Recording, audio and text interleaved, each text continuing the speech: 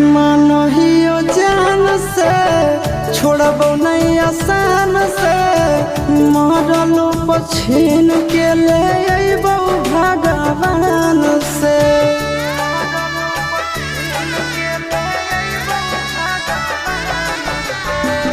मानहियो जान से छोड़बो नहीं आसान से, मरलो पछीन के ले अइबो भगवान से। ओ मनल बेला आशीष से मुँह मोड़ के, ओ मन से नंदन से मुँह मोड़ के, मत जइहे पगला के छोड़ के, मत जइहे पगला के छोड़ के।